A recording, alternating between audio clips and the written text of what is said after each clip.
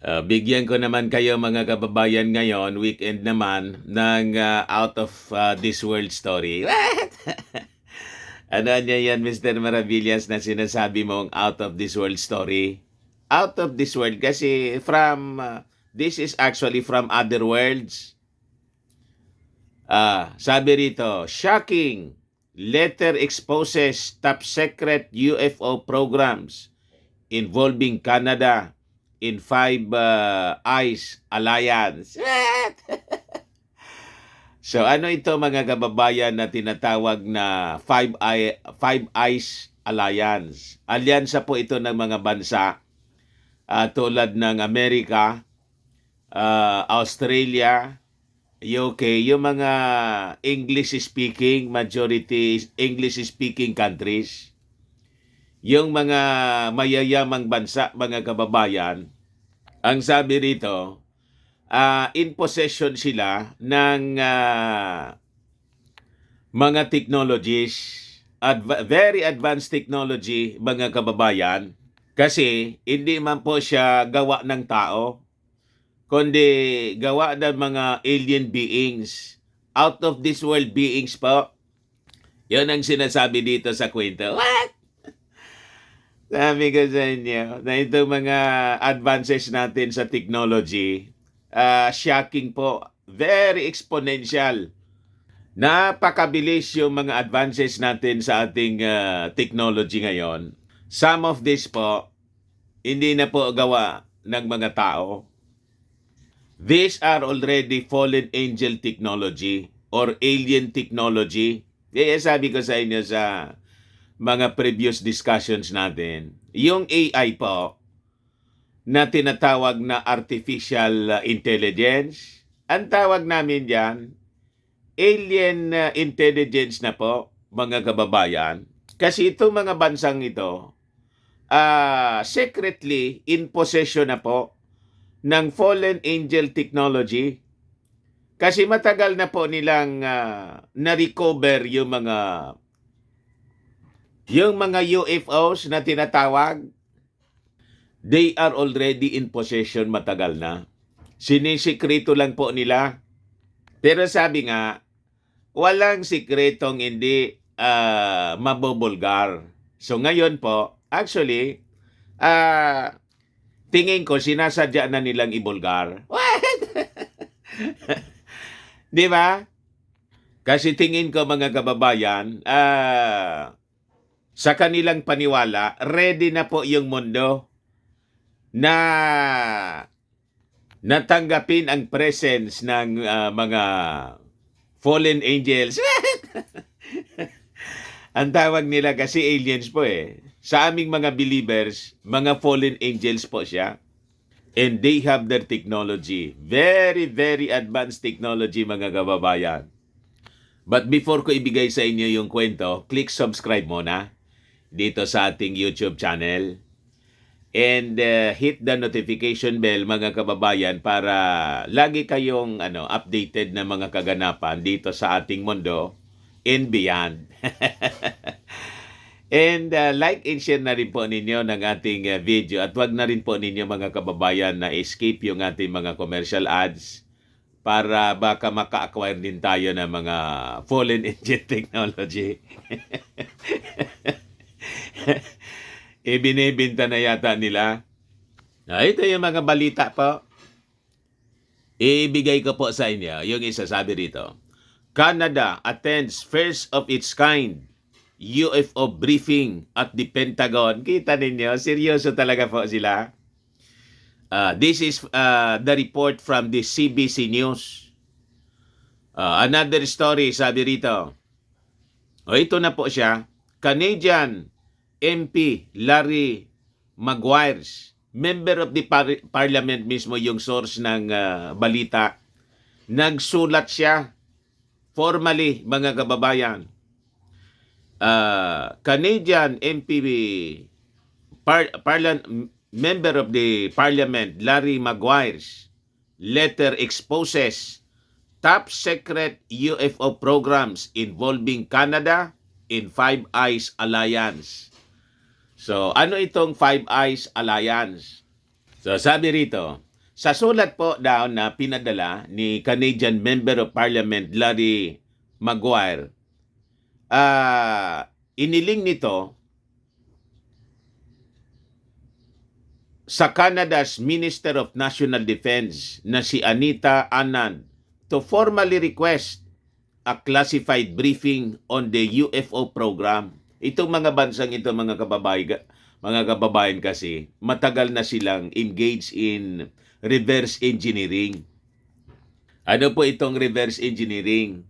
Ito po yung activities nilang ginagawa matapos na ma-capture nila yung mga UFOs.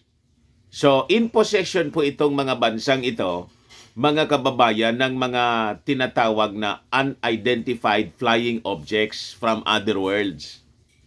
You see, matagal na pala sila na in possession nitong mga UFOs. So, pinag-aaralan nila. So, they are engaging in reverse engineering. Tinitingnan nila kung paano na-develop ang ganong uri ng technology, ang ganong uri ng spacecraft, mga kababayan. Siyempre, yung loob ng spacecraft, kasama yon sa mga pinag-aralan nila in the reverse engineering activity. Kaya wag na tayo magtaka kung bakit ngayon we have advances in technology. Malamang sa malamang, mga kababayan, na ito'y galing sa tinatawag na alien technology. You see? Kaya sabi rito, I am writing to recommend you request a classified briefing containing full, sensitive, and protected program information from your officials on the Government of Canada's historical and ongoing efforts on analyzing recovered UAP material. So naka-recover po pala, mga kababayan, ng mga UAP. Ano yung UAP? Unidentified Aerial Phenomenon material. Yung mga nag-crash, yung mga nag-landing siguro, o yung mga na-capture nila mismo. So sabi rito, that's just the tip of the iceberg. This is the kind of groundbreaking information that will leave you questioning everything you thought you know. Sabi ko sa inyo na yung mga fallen angels po, they are real beings as described in the Word of God, in the Bible. Kaya reliable po yung Bible. O, tingnan ninyo. Nagiging mainstream na po yung mga balita. Pinag-uusapan na po ng mainstream media mismo. At yung mga nagdi-discuss nito, mga kababayan, mga credible officials of the government, member of the parliament, ano man magsusulat man yon, mga kababayan, sa defense minister nila, kung walang base yung kanilang mga ginagawa, yung kanilang mga sinasabi. Di ba? Pakinggan po natin ito na interview tungkol po sa kwentong ito.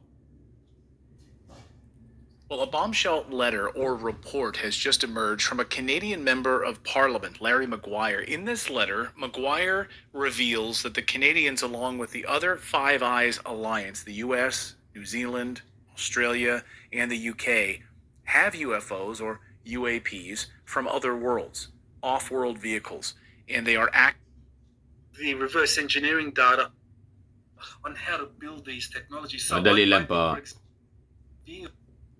Tumalon.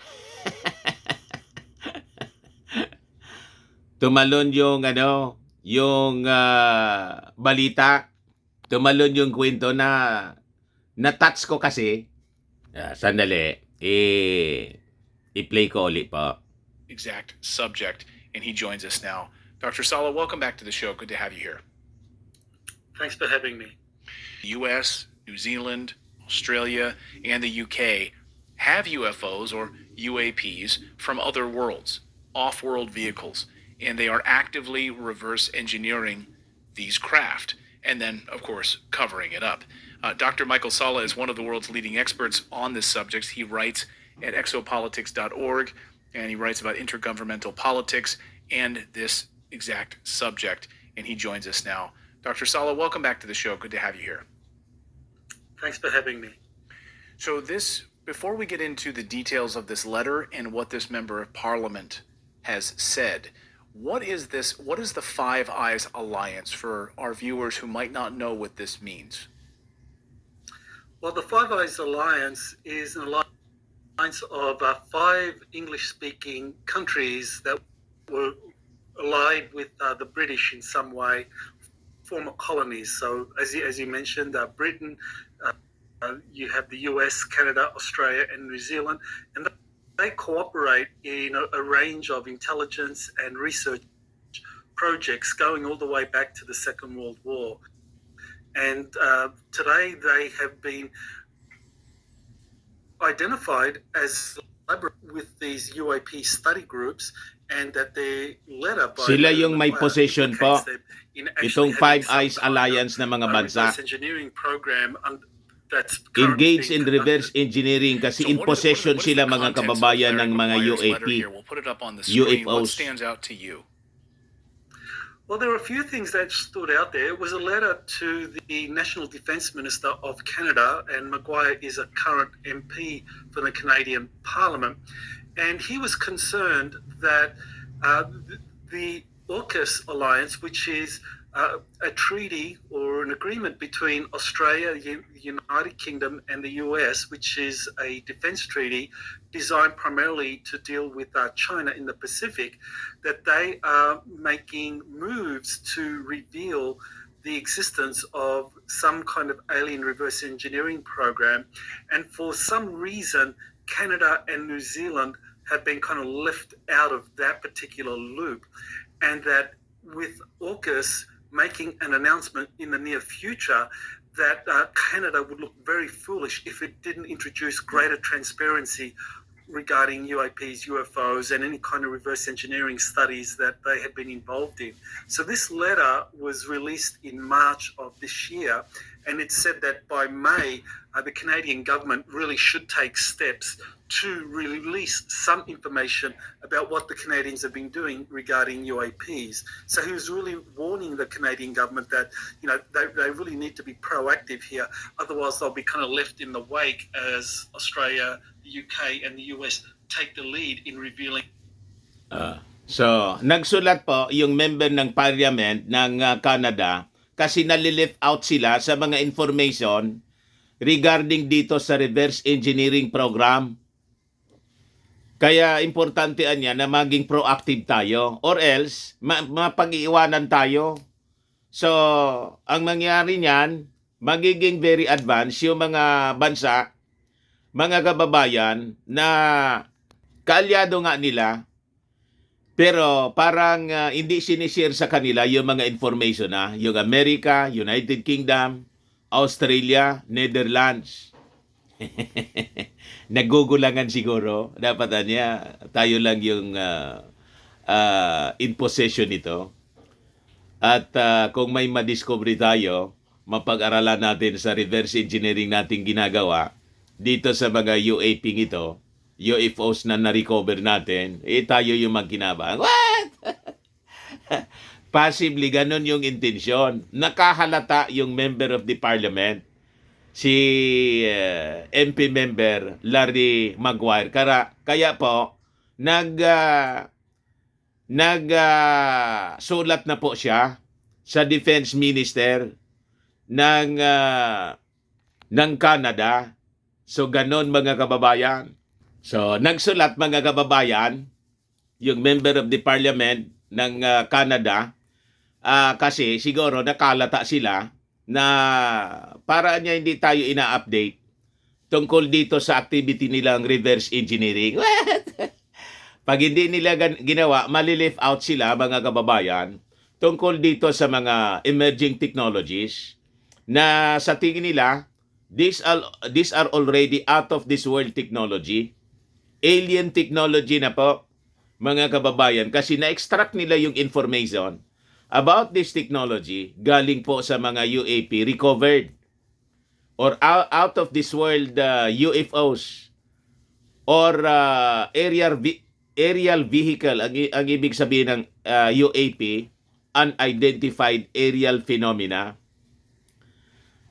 or UFOs mga kababayan, or unidentified flying object. Kaya lang pinalitan na nila ngayon ng tawag, UAP na po. They have recovered this material mga kababayan. And with that, naging apprehensive po yung Canada na baka ma-left out sila sa mga developments na to. Kaya nagsulat na po. Nagugulangan din siguro mga kababayan ito, mga bansang ito. What? Kailangan na niya, sikritoin natin ito. Huwag na natin isama yung iba. Tayo na lang para yung advances sa technology sa atin lang. Tayo yung magkinabang. Ganun talaga po yung mga tao. Di ba? Siyempre, kung sino yung maka-acquire ng ganito, mga napaka-advanced na technology, sila yung magli-lead sa mundo. Sila yung yayaman lalo at magiging powerful. So, ganun po siya mga kababayan. So, ituloy natin mga kababayan. What's going on in these reverse engineering programs, whereas Canada and New Zealand are left out because they're not part of the AUKUS agreement. They're not part of the kind of sharing of the nuclear secrets at the highest level. And then as far as Canada goes, what programs have you heard from, whether it's whistleblowers or members of the government over the years, that Canada has been actively involved in this research and downed craft, et cetera? Of course, famously, we have the Shag Harbor incident a number of years ago, something that that was one of the first real UFO incidents that I became really fascinated on at a younger age for me. But beyond Shag Harbor, what do we know of Canada and sightings and testimony from credible sources? Well, we know from Canada that there have been a lot of UFO incidents there, and that all the intelligence on those incidents have been shared with the US, and now we know with the Five Eyes partners, and that the US has, with the Canadian government, gone in to explore those incidents, such as Shag Harbor that you mentioned, and that whatever craft were found, they were taken to the United States, particularly to Wright-Patterson Air Force Base for reverse engineering, and that was the agreement. That was the way it was all set up immediately after the Second World War. That these Five Eyes countries, they would share intelligence on any of these craft that were found.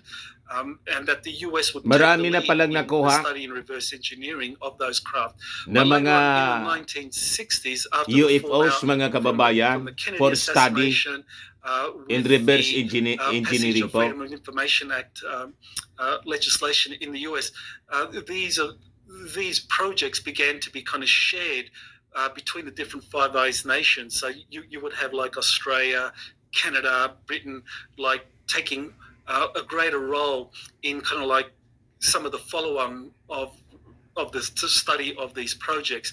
And now we know from this Maguire letter that Australia, Britain, and the US are sharing the reverse engineering data on how to build these technologies. So I think, for example, So pinag-aralan nila para ma-duplicate nila. That is the purpose of reverse engineering. Ma-duplicate nila, makuha nila yung technology, makopya. Particular program where some of these craft, these reverse engineered craft, whether we're talking flying saucer-shaped craft or flying triangle-shaped craft, that these are now being built in Australia, and Australia is going to be developing an indigenous kind of like space program, secret space program. Do you believe that, your reporting on this has been amazing, and of course, going back to Admiral Byrd in Antarctica. So, yung Australia nagde-develop ng secret space program. Yung technology galing doon. Of craft from the Germans after World War II. Na-acquire nila through reverse engineering, kinokopya nila. Aren't fully aware aren't brought up to speed on the fact that the Germans actually, a large portion of the production was moved to Antarctica, as you've reported, and many others have now come forward and reported as well. So this production of reverse engineering of craft, which a lot of it takes place in Antarctica, has a lot of that moved away from there now, or towards Australia and other places, or is a lot of it still happening in Antarctica? Yes, well, what happened in Antarctica is a big key to understanding what has really been this race between all the major nations in terms of finding, studying, reverse engineering, and putting into action whatever kind of craft that they've found around the world. And the Germans did send a significant contingent down to Antarctica, and that they were able to survive the end of the Second World War. They were able to deal with successive attacks by the British military in 1946 and then by the US Navy in 1947. The two successive Antarctic summers after the Second World War, and after those attacks were successfully defeated, where the Germans down there were able to put into operation their reverse engineered flying saucer craft. So they actually built these things in the 1940s and defeated the best aircraft that the Navy had that was sent against them in Antarctica. And so after that, agreements were reached between the Germans and the Americans. That's the background behind Operation Paperclip. And the Germans were a key role in helping reverse engineer these technologies that were being found all over the world and being taken to places like Wright-Patterson Air Force Base for study, and to various facilities around the United States.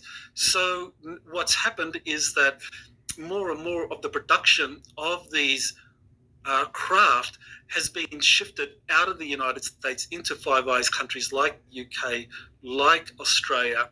And what Australia offers is a vast continent, which with a very small population. And so you can have very large facilities there built in places like Pine Gap in Australia and other areas in Australia where virtually no one knows what's going on. And because it's thousands of miles from the largest metropolitan areas, you can have production of vast fleets of spacecraft. So I think that's what's happening, that Australia has been chosen to host the production of a lot of these reverse engineered spacecraft, and that what's happening in Antarctica, a lot of the facilities down there continue to exist. They continue to be used by various corporations, but more and more of that is being shifted into Australia, because now Australia has a lot of advantages over Antarctica, because it's much more accessible. It's in a friendly country where legislation can be passed to prevent kind of external or other third countries from coming in particular China. Whereas in Antarctica, the big problem is China is building bases all over Antarctica. And so the more of these reverse engineering facilities remain hidden in Antarctica, the more likely China is going to be able to build bases on the surface and kind of like find out what's going on down there. Fascinating. I mean, to me, the Britain and the US share. So yun po mga kababayan, yung mga updates. So ito po yung patunay na maybe majority ng mga bagong emerging technologies na ginagamit ngayon ng mga tao sa mundo, lalo na itong mga advanced countries, mga kababayan, ay duplication na po ng alien technology. And malamang sa malamang tama yung ating paniwala, mga kababayan.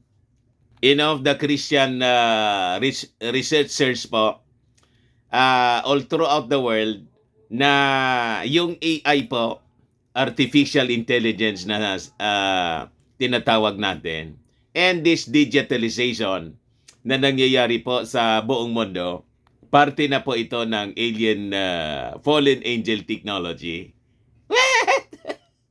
Ano tingin ninyo mga kababayan? Kasi magtataka ka sa bilis ng explosion po ng advances in technology nowadays mga kababayan. So, yan po mga kababayan. Yan man lang. Baka lang gusto ninyo itong itry. Firmax Framing and Lifting Cream, pinapahid po sa mga pulses and affected area. Mainam po sa paninigas na mga kaso-kasuan. Ito naman po, Automax Radiant Serum. Sa mukha naman yung application. Anti-aging po siya. You will look 10 years younger than your age.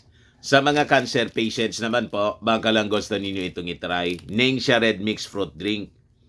Hindi naman po siya gamot, food supplement siya. Kaya lang, gawa siya mga kababayan sa goji berry. Yung goji berry may anti-cancer properties. Ayos, yung mga inquiries ninyo, dumiretso na lang po kayo sa aming messenger sa Facebook para masagot namin agad. Ako po si Dante Maravillas. Bye-bye. God bless.